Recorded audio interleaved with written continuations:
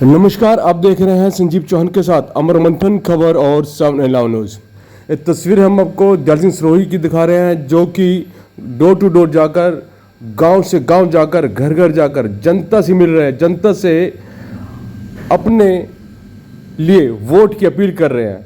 हम आपको बता देना चाहेंगे कि दयाल सिंह सरोही हल्का नीलखेड़ी से आज़ाद प्रत्याशी के रूप में खड़े हैं और उनका जो चुनाव चिन्ह है किसान के हाथ में गन्ना, जी हाँ, किसान के हाथ में गन्ना, ये चुनाव चिन्ह है उनका और जनता का उनको पूरा सहयोग मिल रहा है।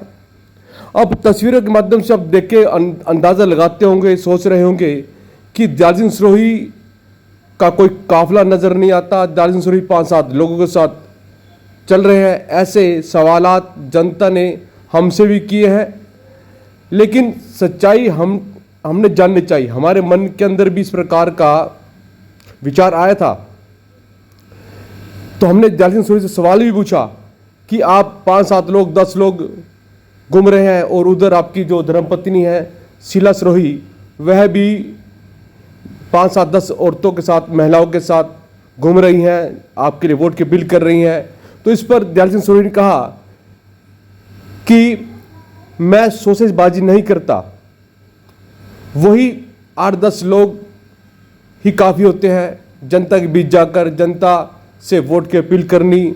उनको मेरे जो सोच है, मेरे जो मन में एजेंडा लेकर चला हूँ कि मैं जब विधायक बन जाऊँगा, मैं किस प्रकार के कार्य अपने हलके में कराऊँगा। मैं अपने हलके के लोगों को शिक्षा, सुरक्षा और स्वास्थ्य 3 चीज़ों पे काम करूँगा।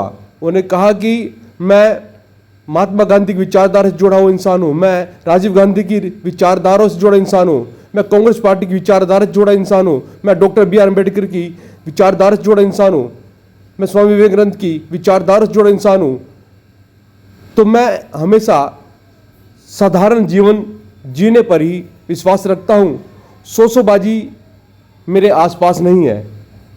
उन्होंने कहा कि जनता मुझे इसी रूप में पसंद कर रही है और मैं जनता को आश्वासन देता हूं कि मुझे भरपूर प्यार दे, मुझे भरपूर सहयोग दे, मुझे भरपूर आशीर्वाद दे, ताकि मैं आपके आशीर्वाद से हल्का नीलखेड़ी का विधायक बनूं और आपका सेवक बनकर आपके लिए कार्य करूं।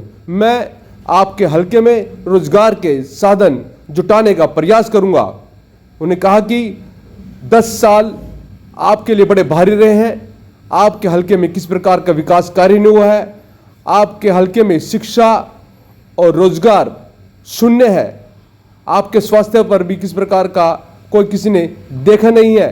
गरीब आदमी एक पैसे के लिए तरस रहे हैं, उनका इलाज नहीं होता। जहां आवास योजना का ढंढोरा पीटा जाता है, वहां पर गरीबों के मकान जो कि तो खड़े हैं, उनके सिर पर अच्छी छत नहीं है। कहां गया आवास योजना का ढंढोरा?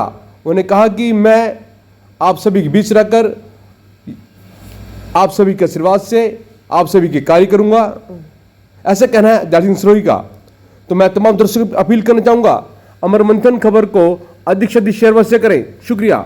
दयाल सिंह सरोही जिंदाबाद, दयाल सिंह सरोही जिंदाबाद, दयाल सिंह सरोही जिंदाबाद, दयाल सिंह सरोही जिंदाबाद, दयाल सिंह तुम आगे बढ़ो, हम तुम्हारे साथ हैं, आगे बढ़ो, हम तुम्हारे साथ हैं, दयाल सिंह तुम आगे बढ़ो, हम तुम्हारे साथ हैं, दयाल सिंह तुम आगे बढ़ो, हम तुम्हारे साथ हैं, दयाल सिंह तुम आगे बढ़ो, हम तुम्हारे साथ हैं, दयाल सिंह सरोही जिंदाबाद, दयाल सिंह सरोही जिंदाबाद, दयाल सिंह सरोही जिंदाबाद, जिंदाबाद, हम तुम्हारे साथ हैं, दयाल सिंह सरोही आगे बढ़ो, हम तुम्हारे साथ हैं, कोई आगे बढ़ो, हम तुम्हारे साथ हैं, दयाल सिंह सरोही आगे बढ़ो, हम तुम्हारे साथ हैं।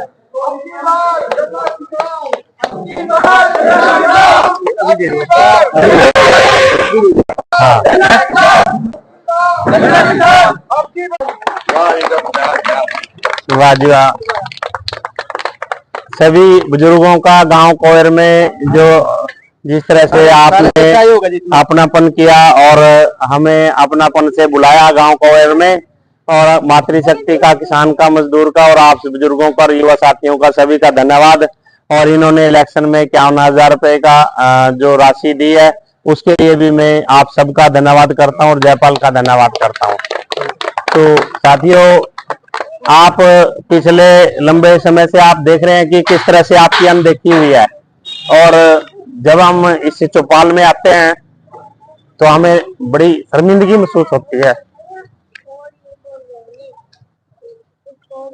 क्योंकि हमारा बचपन से लगाव है इस चौपाल से, और किस तरह से आपकी अनदेखी हुई है पिछले 5 सालों में। आप देखिए इसकी सीढ़ियां देखिए, और आपका यहाँ पे मेन रास्ता गुजरता है आगे पीछे, और यहाँ पे तो बहुत अच्छा भवन होना चाहिए था, लेकिन आपकी आवाज सुनी नहीं गई।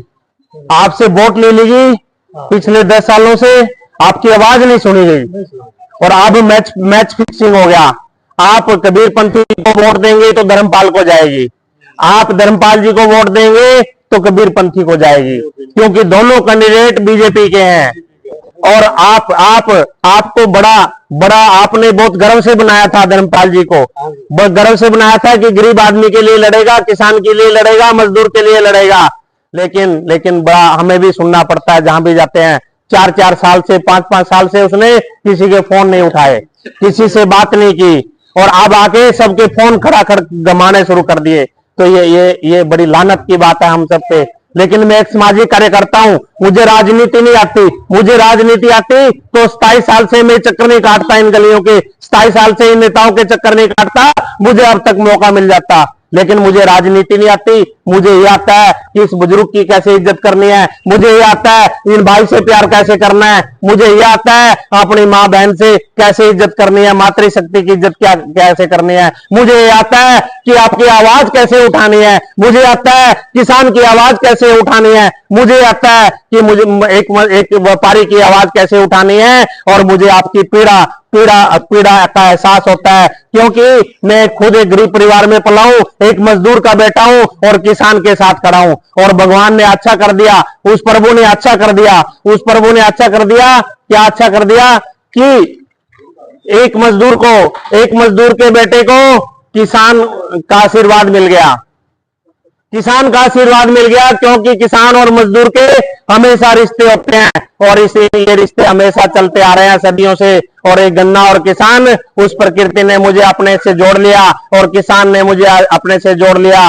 और जब ये किसी प्रकार से मेरे ऊपर अत्याचार करेंगे तो मैं इन किसान के पीछे छुप जाऊंगा, किसान अपने आप मुझे संभाल लेंगे। और मुझे पूरा विश्वास है अब की बार आने वाले 5 तारीख को नीलोखेड़ी के विकास के लिए, आपकी पीड़ा समझने के लिए, किसान की पीड़ा समझने के लिए, मातृशक्ति के लिए, और ऐसे गरीबों की बस्तियों में जब जाता हूं मैं तो उनके मकान देखे नहीं जाते, उनके मकान की तरफ देखा नहीं जाता। हमारी बहनें जब बैठी होती हैं उसी में किचन है और छत गिरी हुई है और डंडे लगाए हुए हैं, ऐसे मकान है। 10 सालों से इन्हें कुछ काम नहीं किया है। और आप देखिए इस चौपाल में आकर हमें शर्म आती है जब भी मैं आता हूं, लेकिन मैं खुल के कुछ बता नहीं पाता कि हमारे पास, हमारी कलम में ऐसी कोई ताकत नहीं है कि हम ऐसा कुछ बड़ा कर दें। लेकिन हम आने वाले टाइम में आपको करके दिखाएंगे कि काम कैसे होते हैं। हम बहाने नहीं बनाएंगे। रोजगार के लिए जब कोई भी जाता है तो कहते हैं कि रोजगार के लिए मेरे पास मत आइए, धर्मपाल जी बोलते थे उसको, और ये बोलते थे कि मैं आपको पहचानता नहीं हूं, जो भी उसके पास जाता था।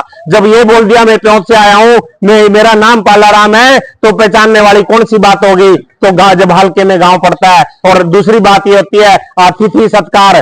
कोई भी आदमी आपके दरवाजे पे आया है, चाहे वो हरियाणा का है, चाहे वो नीलोखेड़ी का है, चाहे घरौंडा का है, तो आपका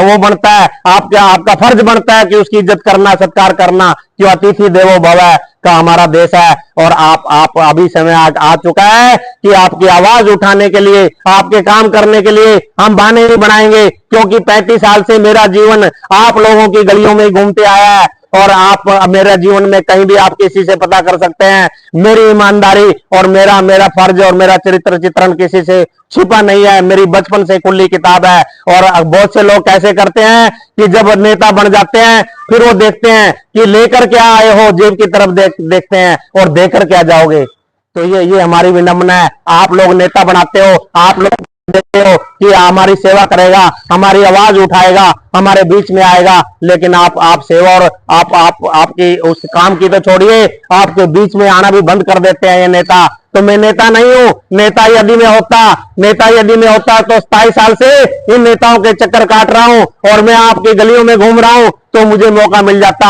इसलिए मौका नहीं मिला कि मुझे नेतागिरी नहीं आती, मुझे बस आपसे भाईचारा करना आता है, मुझे प्रेम करना आता है, मुझे आपके साथ मिलना अच्छा लगता है। और छोटे छोटे काम यदि मैं आपसे जब कर देता हूं तो मुझे खुशी मिलती है। उन्हीं के सहारे मेरी जिंदगी चल रही है। और मैं इनकी आवाज को, जब तक इस पिंजरे में सांस है, आपकी आवाज को इसी तरह से उठाता रहूंगा और आगे बढ़ूंगा। आने वाली 5 तारीख को मुझे पता है कि आप अपने आप मुझे वोट देंगे और आप लोग जीतोगे। पहली बार नीलोखेड़ी हल्का जीतेगा। आप पहले कोई विधायक जीतता था, कोई कबीर पंछी जीतता था, कोई धर्मपाल जी जीतते थे और वो एमएलए बनते थे, लेकिन नहीं, पहली बार 5 तारीख को आप विधायक बनोगे और आप सबसे मिलकर यहाँ पे अंबार लगाएंगे विकास का और काम करेंगे और नई नई योजनाएं आएंगी, रोजगार के अवसर खुलेंगे, वो हम करके दिखाएंगे। और आप सबका धन्यवाद, आपने मेरा मान सम्मान किया। धन्यवाद। जय सिंह सिरोही जिंदाबाद, जय सिंह सिरोही जिंदाबाद, जय सिंह सिरोही जिंदाबाद, जय सिंह सिरोही जिंदाबाद।